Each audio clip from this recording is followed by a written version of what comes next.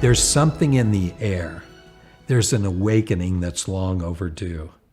And that awakening is rooted in family reformation. When we take the step to rebuild families and take leadership, we're going to bring change that is going to be lifelong, both this life and the next. I think of my relationship in the last weeks with my father. For decades, almost 5, my mother faithfully allowed the spiritual resources of life through her relationship with Jesus Christ and following him in obedience, serving my dad, lead the family. And it was following her lead and her care for him, even though he had a disdain and was suspect of anything spiritual, to respect her and allow her to do whatever. And this is what I began to see have a deep effect. Because life is short. No one knows the hours or the time that we have left.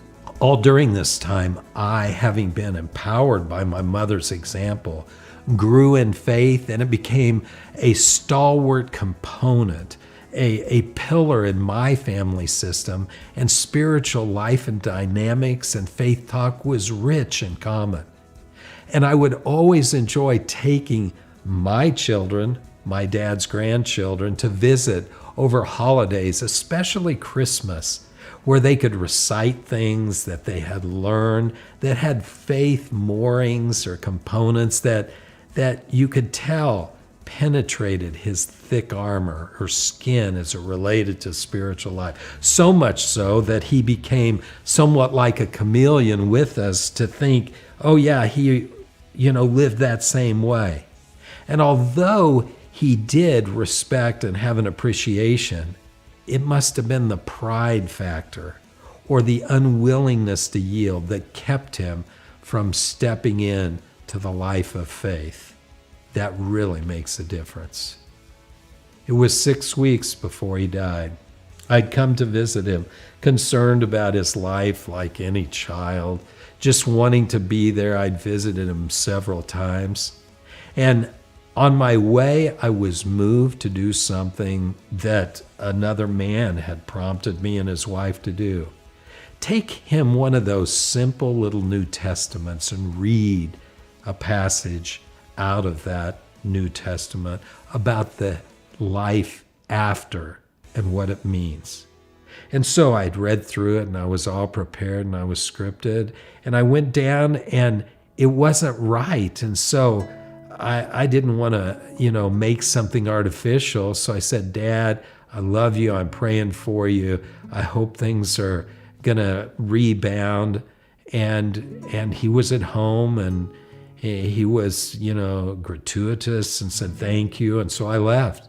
And as I drove away about an hour and a half, somehow I turned around and said, I've got to go back.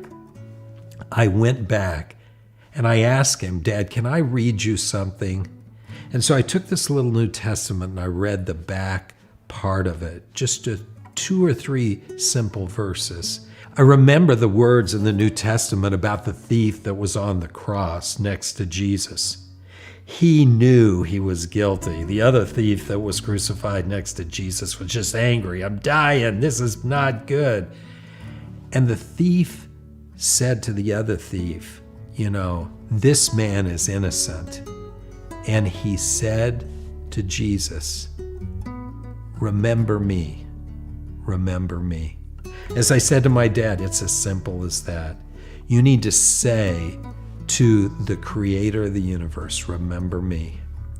I opened this and read a few passages and I said, Dad, you know what this means. And I have, prayed and believed that things are ahead for you, and not knowing the future, I'll just leave that right by your chair right here. For the first time, he picked that up. He opened those. He read those verses. And there happened to be a line and a date in this little New Testament. He said to my mom, who happened to be sitting there, Jean, will you get me a pen? He signed and dated that, acknowledging, and for the greatest generation, when they sign a contract, it is powerful. They will die on the basis of signing their name. This is important. He gave that to me, and tears were in his eyes. And he took a step after 84 years that he'd never taken. And you could feel it. I mean, right there. And my mother was there, and we gathered around, and we had a short prayer. And from that point, the remainder of his life, there was dynamic change. Change that you could sense and feel. And so, at the time when he did pass, it was very clear he prepped and he had done what was needed. Now, why men and dads and grandfathers or even grandmothers put it off is beyond me. I mean, they got all the financial stuff together, they have their will together, but they haven't prepared spiritually for the crossover. We can't afford just to sit back and wait till the last minute. Because had my dad kicked in that earlier, he would have had no doubt insight to pass on that would then have spiritual awareness that I longed for. Now, I don't discount timing and what another father had in mind, but I do know one of the things that we must do as fathers and mothers and as grandparents is lift up the spiritual dimension of life.